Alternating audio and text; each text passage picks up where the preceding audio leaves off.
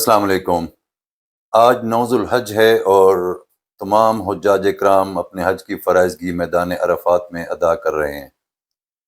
حج کا بہت امپورٹنٹ رکن ہے میدان عرفات میں۔ آج حجاج کرام کا بہت مصروف ترین دن گزرے گا۔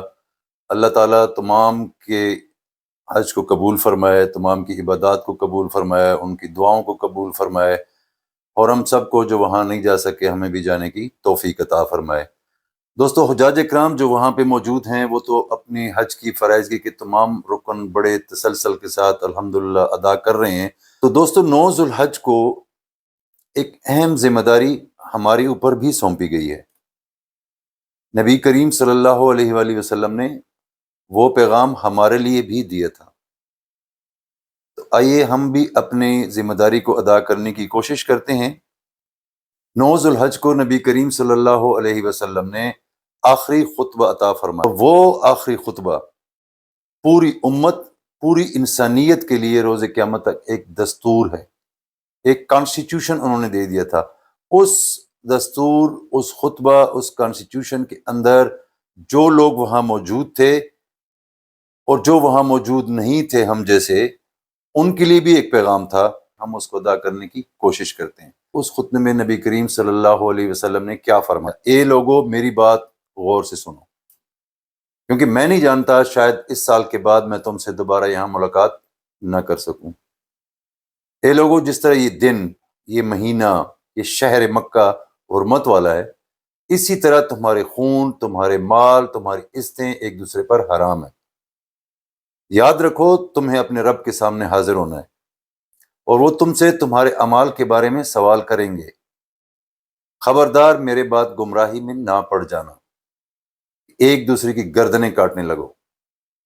جاہلیت کے تمام معاملات میرے قدموں کے نیچے ختم کیے جاتے ہیں۔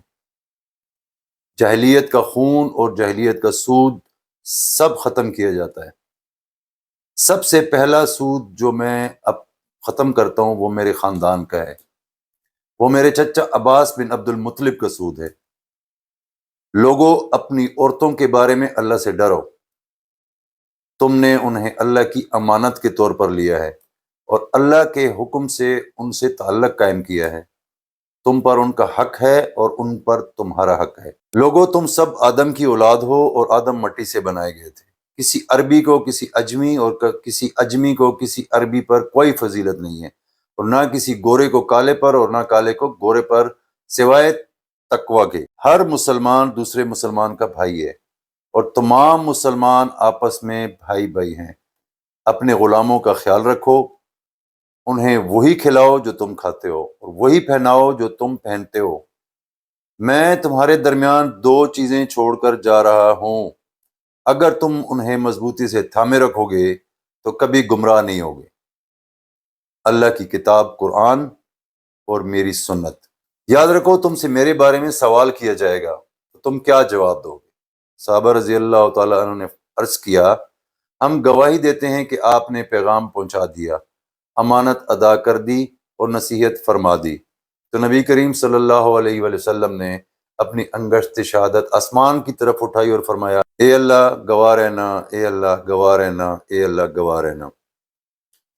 اور ساتھ میں فرمایا کہ جو لوگ یہاں موجود ہو اور جو یہاں پہ نہیں ہیں ان تک میرا یہ پیغام پہنچا دو، اور وہ اسی طرح اگلے لوگوں تک پہنچائیں، پھر وہ اسی طرح اگلے لوگوں تک پہنچائیں۔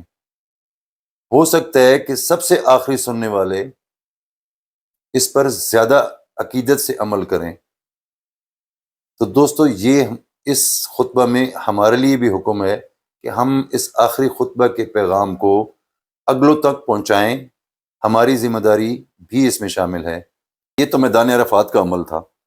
اب کل حجاج کرام مینا میں جائیں گے اور مینا میں جو ہے نا سب سے پہلے شیطان کو کنکریاں ماریں گے اور اس کے بعد قربانی دیں گے اور ختم۔ اب ایک سوال ہے، پہلے 9 آتا ہے پھر 10 آتا ہے نا، 10 پہلے تو نہیں آتا۔ سب سے امپورٹنٹ 9 کو خطبہ حجۃ الوداع، آخری خطبہ نبی کریم صلی اللہ علیہ وسلم نے دیا۔ کیا ہم اس دستور پر، اس آئین پر، اس خطبے پر عمل کرتے ہیں؟ پھر دوسری امپورٹنٹ بات، 10 ذوالحج کو صرف قربانی کی وجہ سے امپورٹنٹ دیتے ہیں، سنت ابراہیمی کی ہم نے جانور ذبح کرنے ہیں، بالکل اچھی بات ہے، یہ سنت ہے، سنت ابراہیمی ہے، یہ کرنی چاہیے، بٹ اس سے پہلے بھی ایک سنت ابراہیمی ہے۔ دیکھیں یہ سٹیپ بائی سٹیپ عمل ہو رہے ہیں، آپ غور کریں، یہ عمل سٹیپ بائی سٹیپ ہو رہے ہیں۔ 9 ذوالحج کو نبی کریم صلی اللہ علیہ وسلم کا آخری خطبہ، پھر 10 ذوالحج کو مینا میں سنت ابراہیمی، دمبا ذبح کرنے سے پہلے بھی ایک سنت ابراہیمی ہے جو ہم بھول چکے ہیں۔ مینا میں جو شیطان کو ہم پتھر اور کنکریاں حجاج کرام وہاں جا کے مارتے ہیں، وہ بھی سنت ابراہیمی ہے۔ اب کنکریاں مارنے کا مقصد کیا تھا؟ وہ تو ابراہیم علیہ السلام کی اس عمل کو اللہ تعالیٰ نے حج کا رکن بنا دیا، فرض کر دیا نا، لیکن اس کی حکمت کیا تھی اور اس میں ہمارے لیے کیا پیغام ہے کہ آپ کو 9 ذوالحج کو خطبہ ملا، آپ کو ایس او پی ملی، آپ کو دستور دیا گیا، اب آپ نے نیکسٹ سٹیپ میں کیا کرنا ہے کہ وہاں جا کر آپ نے شیطان کو کنکریاں مارنی ہے۔